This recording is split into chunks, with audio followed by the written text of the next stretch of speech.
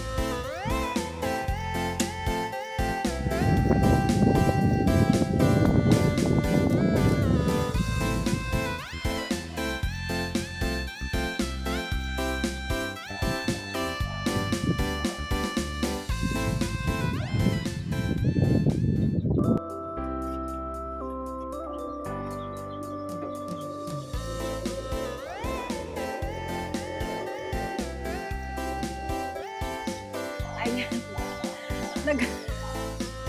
Nagbubol kasi ako ng bubong. Kasi kagabi may narinig akong tumutulong sa kisame kaya ayan, makita ko sa bubong para maglagay nito guys. Kinamay ko na para sigurado. Shout out. Shout out, shout out. Yan lang muna kayo guys.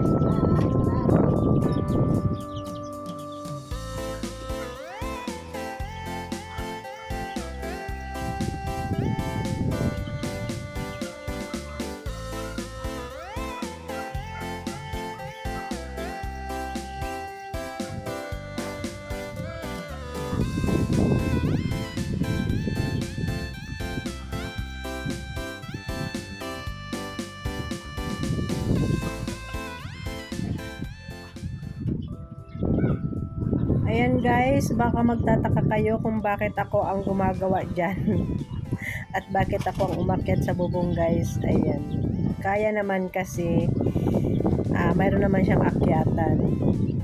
At saka isa pa guys, yung talagang totoong rason kung bakit ako ang naglalagay. Kasi ayaw kong kumuha ng ibang tao para umakyat din sa bubong. Dahil kami lang dito, kaya nag-iingat lang ako guys. Mahirap na. So ayan, yan yung isang rason kung bakit ako yung naglalagay kasi kaya ko naman. Kaya ko naman maglagay. Simpleng bagay lang. Tsaka hindi siya mabigat. So, ayan. So, yun ang sinasabi ko na pag kaya, wag nang iasa sa iba.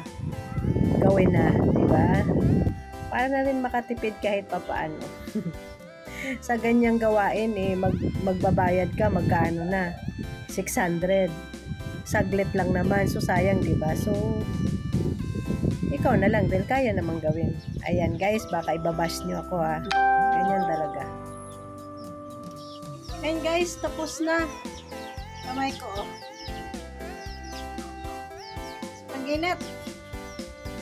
Ayan, minadali ko na kasi baka umulan na naman. At least, uminit siya kahit papaano. Nalagyan, di ba? Ayan.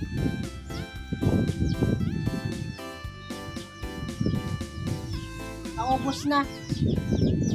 Sana nag-enjoy kayo.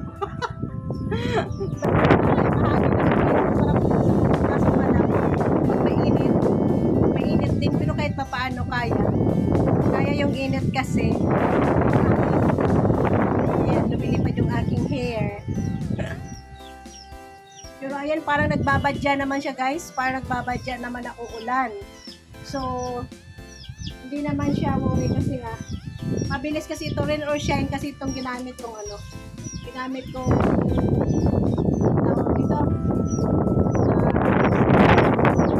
Rain or shine. Kaya, kahit maulan, hindi naman siya na mawawas out. Ayan guys, hanggang dito na lang